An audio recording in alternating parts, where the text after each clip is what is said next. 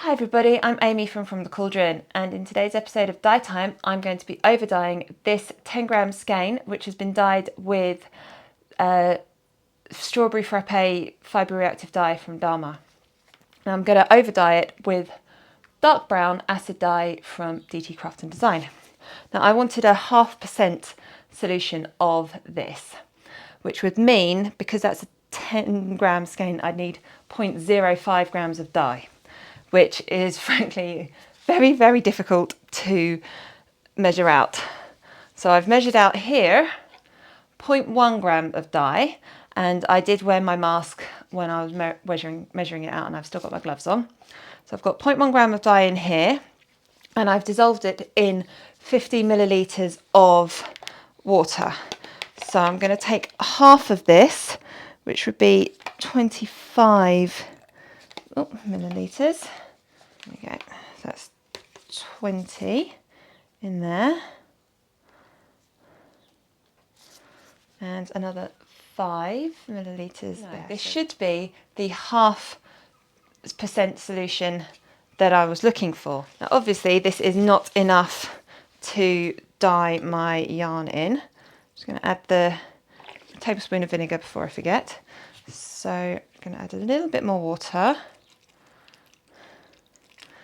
And I'm going to leave it twisted like this to try and get some interesting resist points on this. And because we're in the middle of a heat wave here in the UK, with temperatures predicted to get up to about 40 degrees, I'm going to be solar dyeing this. I'm going to go stick this in the garden where it'll be nice and sunny, and hopefully that sun will be enough of a heat source to set this dye to the yarn.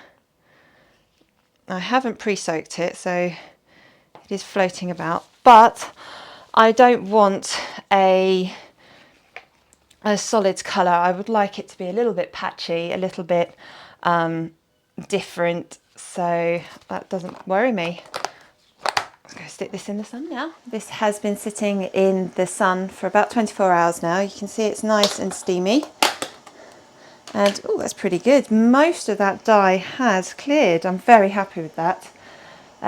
Because there is a little bit of dye left, I am going to just put this in to steam for probably about 20 minutes, just to make sure that all the dye has absorbed to the yarn. Okay, this has been on the heat for about 20 minutes now. And let's have a look at this. Yeah, the water is clear coming for this. Oh, you can still see some of that pink in there. That is fantastic. That's what I wanted.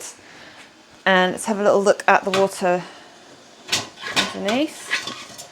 Yeah, that's clear, which is fantastic. So I'm just going to take this off the heat and let it cool down, then we can wash our yarn. Our yarn has completely cooled down now, so it's time to wash it. Just going to unravel it first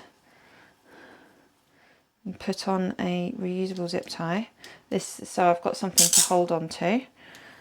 Try and help it stop getting messed up, but wow, wow, wow. That is pretty. So this is just cold tap water.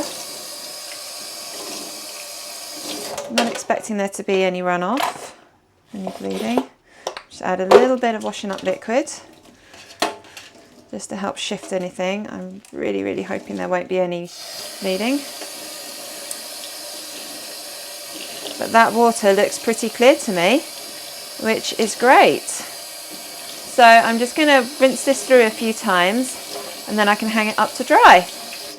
And here is our finished yarn. Now this yarn was originally dyed Strawberry Frappe, which is a fibre reactive dye from Dharma, and I over dyed it with deep brown acid dye from Craft and Design.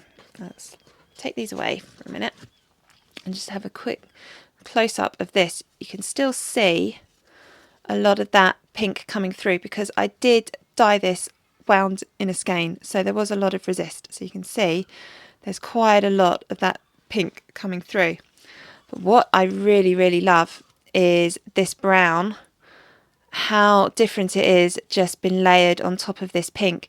And it's so different that I actually had to go back and check that it was this brown that I used and not a different one.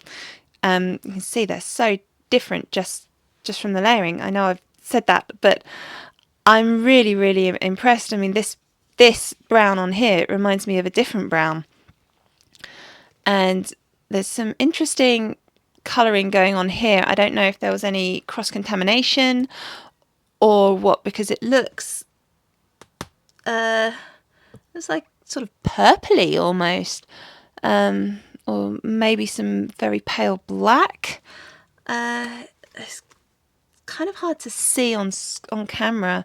In person it looks sort of more purpley. I don't know if that's part of the actual skein or if there's any original skein, I mean, or if there's any breaking. I'm not sure. I wonder how it will knit up, because you've got these little patches. I'm guessing there'll be a couple of stitches in brown and then one in pink and then a couple more in brown. It may pull, I'm not sure. This will be really interesting to see how this knits up.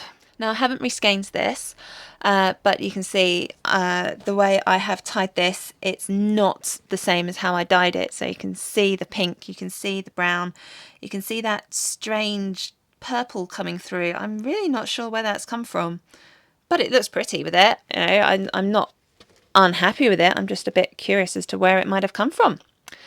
So thank you so much for watching this video. I really hope you enjoyed it. Do please click like and subscribe to my channel.